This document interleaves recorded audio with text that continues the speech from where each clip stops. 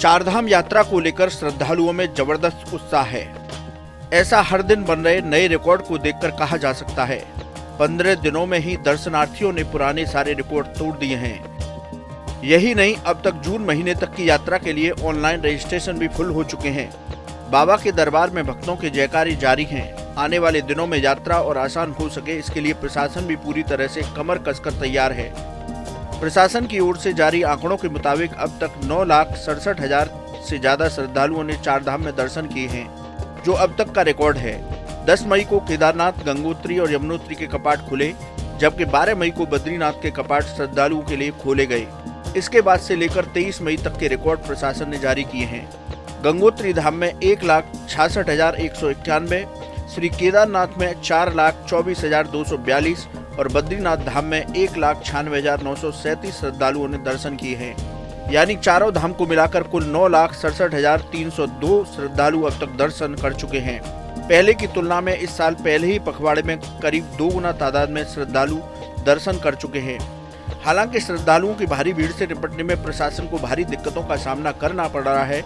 NDRF और ITBP को भी मदद के लिए तैयार रखा गया है। इसके साथ ही उत्तराखंड के मुख्यमंत्री पुष्कर सिंह धामी खुद चारधाम यात्रा की नियमित समीक्षा कर रहे हैं। उन्होंने निर्देश दिए हैं कि सबसे अधिक ध्यान सुरक्षित यात्रा पर दिया जाए। यात्रियों को अगर किन्हीं स्थानों पर ठहराया जा रहा है तो वहां उन्हें सभी आधारभूत सुविधाएं उपलब्ध कराई जाएं।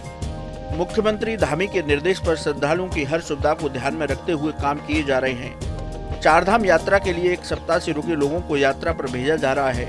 अभी चारों धाम में यात्रा सुचारू रूप से चल रही है। यात्रा व्यवस्थाओं को बेहतर करने के लिए लगातार प्रयास किए जा रहे हैं। मुख्यमंत्री ने निर्देश दिए हैं कि चारों धाम में साफ सफाई की व्यवस्था उच्च कोटि की हो। इसके लिए 2 विशेष अधिकारियों की तैनाती की गई है। ठहराव वाले स्थानों पर स्पेशल सेक्टर मजिस्ट्रेट की तैनाती करने के निर्देश दिए गए हैं। सेक्टर मजिस्ट्रेट सफाई व्यवस्था की हर 2 घंटे में रिपोर्ट भेजेंगे। चारधाम यात्रा के लिए रजिस्ट्रेशन का आंकड़ा 31,55,000 के पार कर चुका है। 10 मई से चारधाम यात्रा का आगाज हुआ और जून में चारधाम यात्रा के लिए ऑनलाइन रजिस्ट्रेशन फुल हो गए हैं।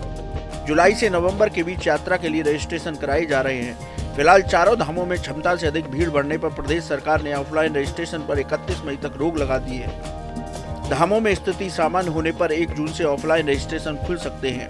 दरअसल प्रदेश सरकार ने यात्रा के लिए रजिस्ट्रेशन जरूरी कर दिया है।